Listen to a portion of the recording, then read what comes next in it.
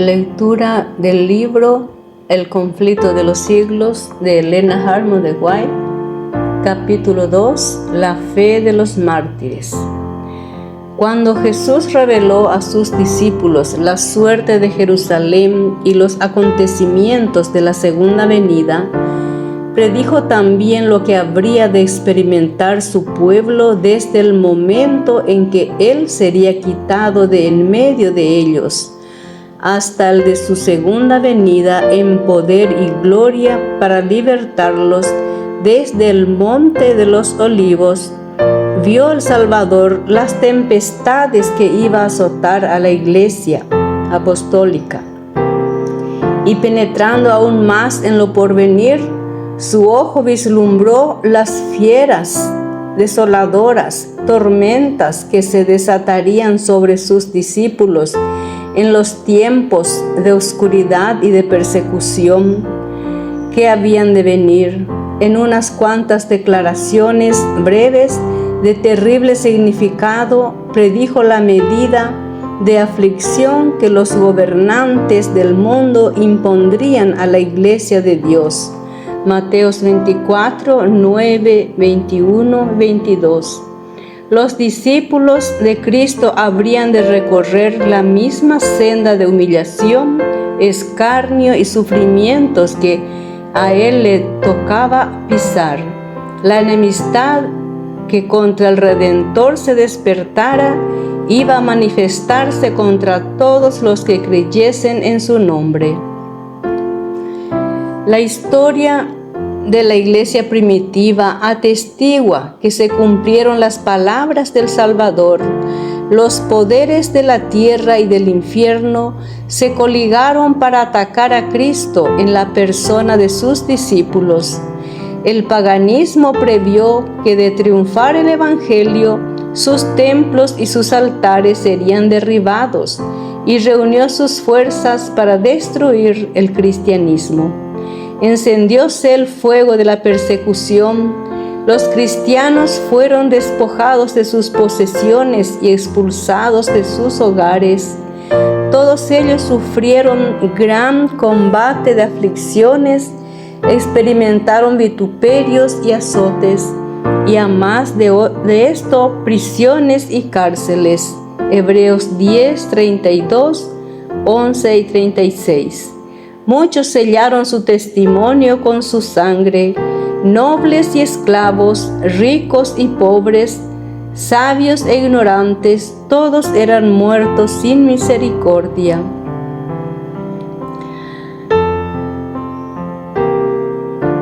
Estas persecuciones, que empezaron bajo el imperio de Nerón, cerca del tiempo del martirio de Pablo, continuaron con mayor o menor furia por varios siglos.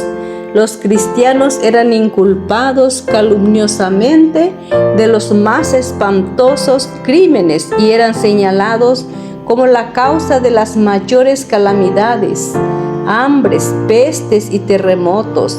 Como eran objeto de los odios y sospechas del pueblo, no faltaban los delatores que por vil interés estaban listos para vender a los inocentes. Se los condenaba como rebeldes contra el imperio, enemigos de la religión y azotes de la sociedad.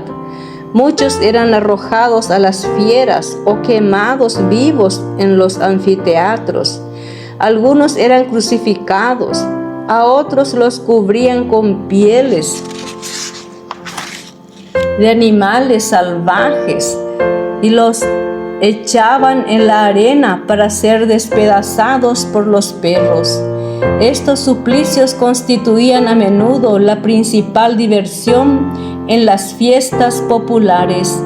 Grandes muchedumbres solían reunirse para gozar de semejantes espectáculos y saludaban la agonía de los moribundos con risotadas y aplausos.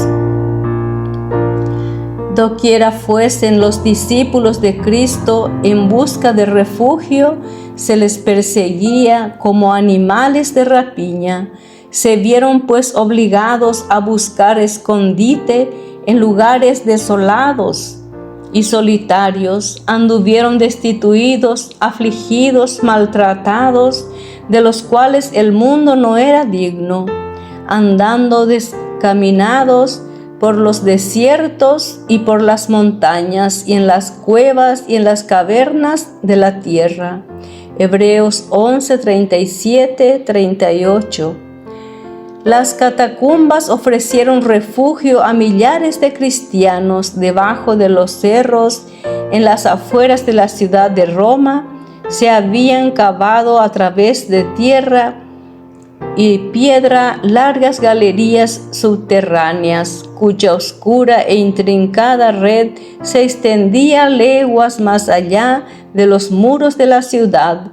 En estos retiros, los discípulos de Cristo sepultaban a sus muertos y hallaban hogar cuando se sospechaba de ellos y se los proscribía.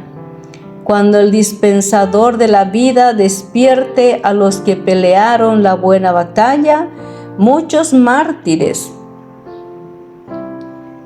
de la fe de Cristo se levantarán de entre aquellas cavernas tenebrosas. En las persecuciones más encarnizadas, estos testigos de Jesús conservaron su fe sin mancha, a pesar de verse privados de toda comodidad y aún de la luz del sol, mientras moraban en el oscuro pero benigno seno de la tierra. No profirieron quejas. Con palabras de fe, paciencia y esperanza, se animaban unos a otros para soportar la privación y la desgracia. La pérdida de todas las bendiciones temporales no pudo obligarlos a renunciar a su fe en Cristo. Las pruebas de la persecución no eran sino peldaños que los acercaban más al descanso y a la recompensa. Como los siervos de Dios en los tiempos antiguos, muchos fueron muertos a palos, no admitiendo la libertad para alcanzar otra resurrección mejor. Recordaban que su maestro había dicho que cuando fuesen perseguidos por causa de Cristo, debían regocijarse mucho, pues grande sería su galardón en los cielos, porque así fueron perseguidos los profetas antes que ellos.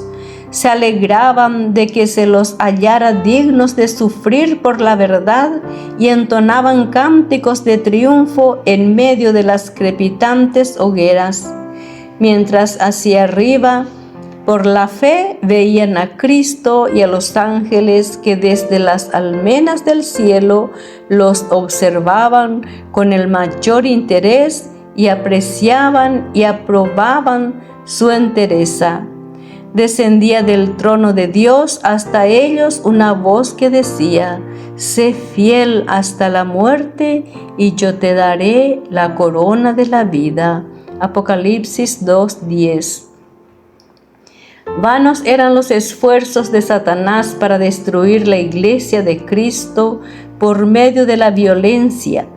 La gran lucha en que los discípulos de Jesús entregaban la vida no cesaba cuando estos fieles portaestandartes caían en su puesto, triunfaban por su derrota. Los siervos de Dios eran sacrificados, pero su obra seguía siempre adelante. El evangelio cundía más y más y el número de sus adherentes iba en aumento, alcanzó hasta las regiones inaccesibles para las águilas de Roma. Dijo un cristiano reconviniendo a los jefes paganos que atizaban la persecución: atormentadnos, condenadnos, desmenuzadnos, que vuestra maldad es la prueba de nuestra inocencia. De nada os vale vuestra crueldad. No era más que una instigación más poderosa para traer a otros a su fe. Más somos cuanto derramáis más sangre, que la sangre de los cristianos es semilla. Tertuliano, Apología, párrafo 50. Miles de cristianos eran encarcelados y muertos, pero otros los reemplazaban, y los que sufrían el martirio por su fe quedaban asegurados para Cristo y tenidos por Él como conquistadores. Habían peleado la buena batalla y recibirían la corona de gloria cuando Cristo viniese. Los padecimientos unían a los cristianos unos con otros y con su Redentor. El ejemplo que daban en vida y su testimonio al morir eran una constante atestación de la verdad, y donde menos se esperaba, los súbditos de Satanás abandonaban su servicio y se alistaban bajo el estandarte de Cristo. En vista de esto, Satanás se propuso oponerse con más éxito al gobierno de Dios, implantando su bandera en la iglesia cristiana. Si podía engañar a los discípulos de Cristo e inducirlos a ofender a Dios, decaerían su resistencia, su fuerza y su estabilidad, y ellos mismos vendrían a ser presa fácil. El gran adversario se esforzó entonces por obtener con artificios lo que no consiguiera por la violencia. Cesó la persecución y la reemplazaron por las peligrosas seducciones de la prosperidad temporal y del honor mundano. Los idólatras fueron inducidos a aceptar parte de la fe cristiana, al par que rechazaban otras verdades esenciales. Profesaban aceptar a Jesús como Hijo de Dios y creer en su muerte y en su resurrección, pero no eran convencidos de pecado, ni sentían necesidad de arrepentirse o de cambiar su corazón. Habiendo hecho algunas concesiones, propusieron que los cristianos hicieran las suyas para que todos pudiesen unirse en el terreno común de la fe en Cristo. La iglesia se vio entonces en gravísimo peligro, y en comparación con él, la cárcel, las torturas, el fuego y la espada eran bendiciones. Algunos cristianos permanecieron firmes, declarando que no podían transigir. Otros se declararon dispuestos a ceder o a modificar en algunos puntos su confesión de fe y a unirse con los que habían aceptado parte del cristianismo, insistiendo en que ello podría llevarlos a una conversión completa. Fue un tiempo de profunda angustia para los verdaderos discípulos de Cristo. Bajo el manto de un cristianismo falso, Satanás se introducía en la iglesia para corromper la fe de los creyentes y apartarlos de la palabra de verdad. La mayoría de los cristianos consintieron al fin en arriar su bandera, y se realizó la unión del cristianismo con el paganismo.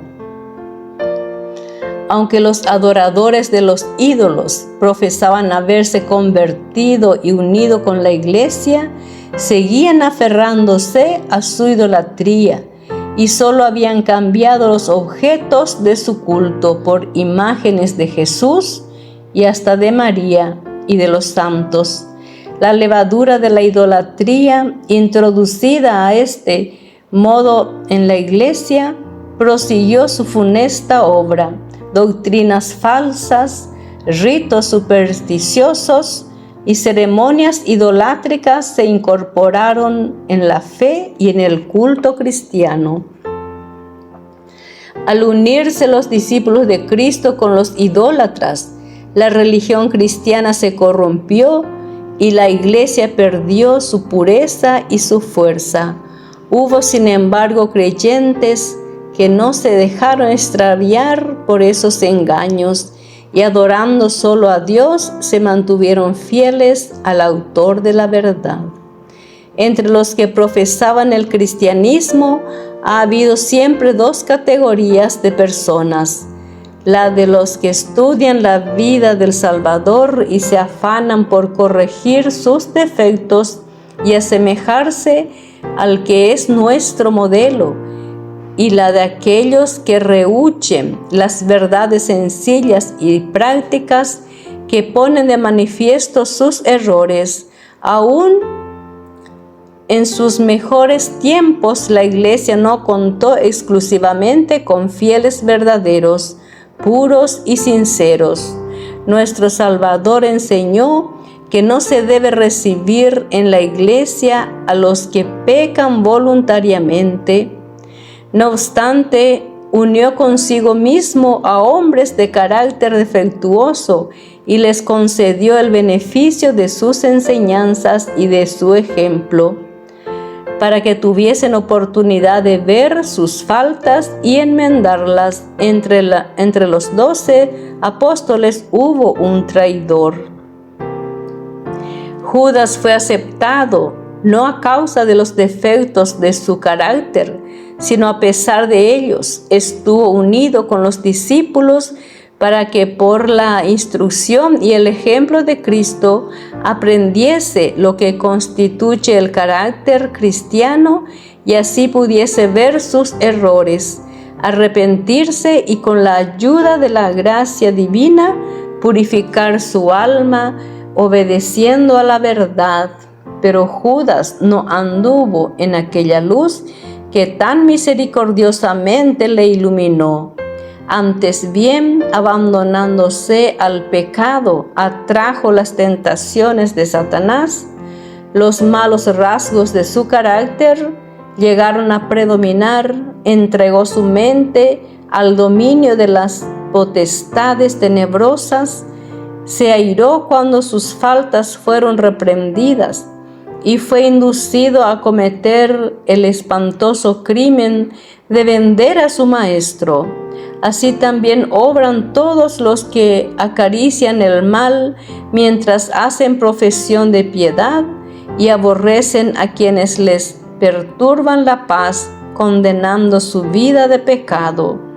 Como Judas, en cuanto se les presente la oportunidad, traicionarán a los que para su bien les han amonestado. Los apóstoles se opusieron a los miembros de la Iglesia que mientras profesaban tener piedad, daban secretamente cabida a la iniquidad. Ananías y Zafira fueron engañadores que pretendían hacer un sacrificio completo delante de Dios, cuando en realidad guardaban para sí con avaricia parte de la ofrenda.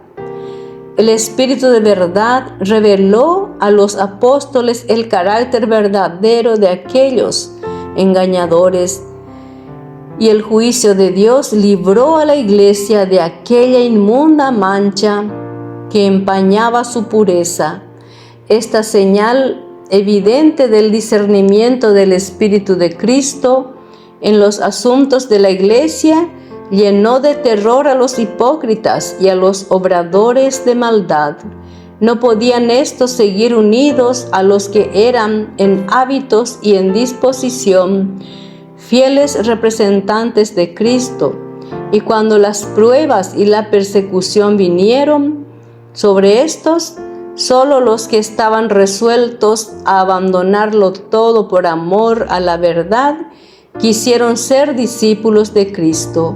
De modo que mientras continuó la persecución, la Iglesia permaneció relativamente pura, pero al cesar aquella, se adhirieron a esta conversos menos sinceros y consagrados, y quedó preparado el terreno para la penetración de Satanás. Pero no hay unión entre el príncipe de luz y el príncipe de las tinieblas, ni puede haberla entre los adherentes del uno y del otro. Cuando los cristianos consintieron en unirse con los paganos que solo se habían convertido a medias, entraron por una senda que les apartó más y más de la verdad. Satanás se alegró mucho de haber logrado engañar a tan crecido número de discípulos de Cristo. Luego ejerció aún más su poder entre ellos y los indujo a perseguir a los que permanecían fieles a Dios, los que habían sido una vez defensores de la fe cristiana. Eran los que mejor sabían cómo combatirla. Y estos cristianos apóstatas, junto con sus compañeros semipaganos, dirigieron sus ataques contra los puntos más esenciales de las doctrinas de Cristo. Fue necesario sostener una lucha desesperada por parte de los que deseaban ser fieles y firmes contra los engaños y las abominaciones que, envueltos en las vestiduras sacerdotales, se introducían en la iglesia. La Biblia no fue aceptada como regla de fe. A la doctrina de la libertad religiosa se la llamó herejía, y sus sostenedores fueron aborrecidos y proscritos. Tras largo y tenaz conflicto, los pocos que permanecían fieles resolvieron romper toda unión con la iglesia apóstata, si ésta rehusaba aún desechar la falsedad y la idolatría. Y es que vieron que dicho rompimiento era de todo punto necesario obedecer si querían obedecer la palabra de Dios. No se atrevían a tolerar errores fatales para sus propias almas y dar así un ejemplo que ponía en peligro la fe de sus hijos y la de sus hijos de sus hijos. Para asegurar la paz y la unidad, estaban dispuestos a cualquier concesión que no contrariase su fidelidad a Dios. Pero les parecía que sacrificar un principio por amor a la paz era pagar un precio demasiado alto. Si no se podía asegurar la unidad sin comprometer la verdad y la justicia, más valía sacrificar un principio por amor a la paz era pagar un precio demasiado alto. Si no se podía asegurar la unidad sin comprometer la verdad y la justicia, más valía que siguiesen las diferencias y aún la guerra. Bueno sería para la iglesia y para el mundo que los principios que aquellas almas vigorosas sostuvieron revivieran hoy en los corazones de los profesos hijos de Dios. Nótase hoy una alarmante indiferencia respecto a las doctrinas que son como las columnas de la fe cristiana. Está ganando más terreno la opinión de que al fin y al cabo dichas doctrinas no son de vital importancia. Semejante degeneración del pensamiento fortalece las manos de los agentes de Satanás, de modo que las falsas teorías y los fatales engaños que en otros tiempos eran rebatidos por los fieles que exponían la vida para resistirlos, encuentran ahora aceptación por parte de miles y miles que declaran ser discípulos de Cristo. No hay duda de que los cristianos primitivos fueron un pueblo peculiar. Su conducta intachable y su fe inquebrantable constituían un reproche continuo que turbaba la paz del pecador, aunque pocos en número, escasos de bienes, sin posición ni títulos honoríficos, aterrorizaban a los obradores de maldad, donde quiera que fueran conocidos su carácter y sus doctrinas. Por eso los odiaban los impíos, como Abel fue aborrecido por el impío Caín. Por el mismo motivo que tuvo Caín para matar a Abel, los que procuraban librarse de la influencia refrenadora del Espíritu Santo daban muerte a los hijos de Dios. Por ese mismo motivo los judíos habían rechazado y crucificado al Salvador, es a saber, porque la pureza y la santidad del carácter de éste constituían una reprensión constante para su egoísmo y corrupción. Desde el tiempo de Cristo hasta hoy, sus verdaderos discípulos han despertado el odio y la oposición de los que siguen con deleites los senderos del mal. ¿Cómo pues puede llamarse el Evangelio un mensaje de paz? Cuando Isaías predijo el nacimiento del Mesías, le confirió el título de Príncipe de Paz. Cuando los ángeles anunciaron a sus pastores que Cristo había nacido, cantaron sobre los valles de Belén, gloria en las alturas a Dios y en la tierra paz, buena voluntad para con los hombres. San Lucas 2:14. Hay contradicción aparente entre estas declaraciones proféticas y las palabras de Cristo. No vine a traer paz, sino espada. San Mateo 10:34. Pero si se las entiende correctamente, se nota armonía perfecta entre ellas. El Evangelio es un mensaje de paz. El cristianismo es un sistema que, de ser recibido y practicado, derramaría paz, armonía y dicha por toda la tierra. La religión de Cristo unirá en estrecha fraternidad a todos los que acepten sus enseñanzas. La misión de Jesús consistió en reconciliar a los hombres con Dios y así a unos con otros, pero el mundo en su mayoría se halla bajo el dominio de Satanás, el enemigo más encarnizado de Cristo. El Evangelio presenta a los hombres principios de vida que contrastan por completo con sus hábitos y deseos, y por esto se rebelan contra él, aborrecen la pureza que pone de manifiesto y condena sus pecados, y persiguen y dan muerte a quienes los instan a reconocer sus sagrados y justos requerimientos. Por esto, es decir, por los odios y disensiones que despiertan las verdades que trae consigo, el Evangelio se llama una espada. La providencia misteriosa que permite que los justos sufran persecución por parte de los malvados ha sido causa de gran perplejidad para muchos que son débiles en la fe.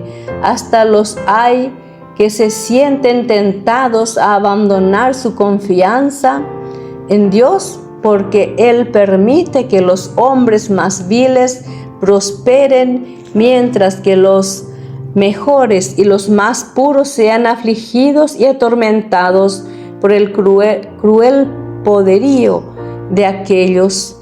¿Cómo es posible, dicen ellos, que uno que es todo justicia y misericordia y cuyo poder es infinito, tolere tanta injusticia y opresión?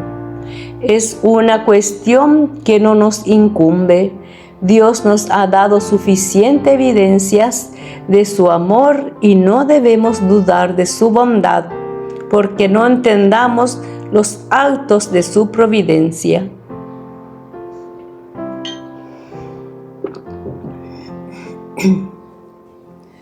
Previniendo las dudas que asaltarían a sus discípulos en días de pruebas y oscuridad, el Salvador les dijo: acordaos de la palabra que yo os he dicho, ¿No es el siervo mayor que su señor?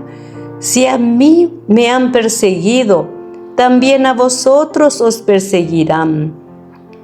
San Juan 15:20.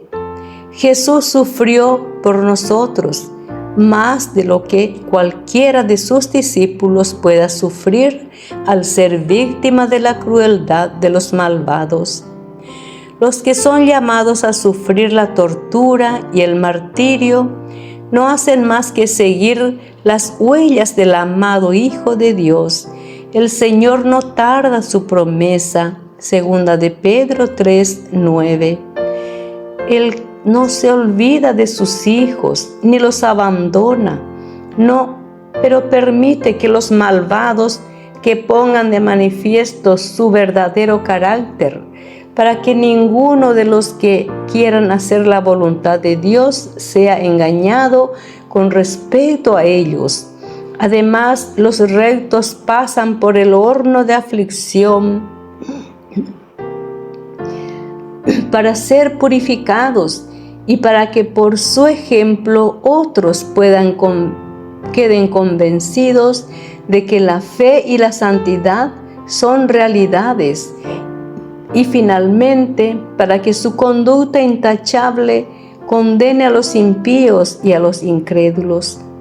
Dios permite que los malvados prosperen y manifiesten su enemistad contra Él, para que cuando hayan llenado la medida de su iniquidad, todos puedan ver la justicia y la misericordia de Dios en la completa destrucción de aquellos.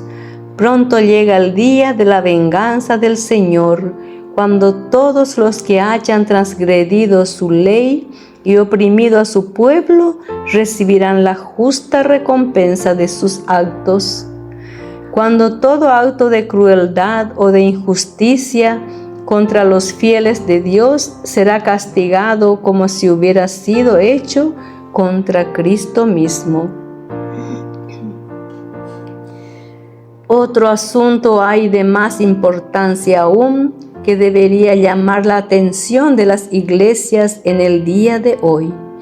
El apóstol Pablo declara que todos los que quieran vivir piamente en Cristo Jesús padecerán persecución. Segunda de Timoteo 3:12. ¿Por qué entonces parece adormecida la persecución en nuestros días? El único motivo es que la iglesia se ha conformado a las reglas del mundo y por lo tanto no despierta oposición. La religión que se profesa hoy no tiene el carácter puro y santo que distinguiera a la fe cristiana en los días de Cristo y sus apóstoles.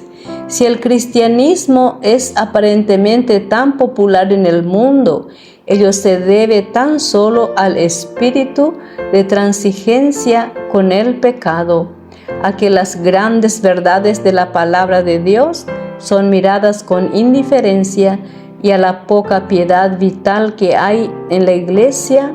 Revivan la fe y el poder de la iglesia primitiva, y el espíritu de persecución revivirá también, y el fuego de la persecución volverá a encenderse.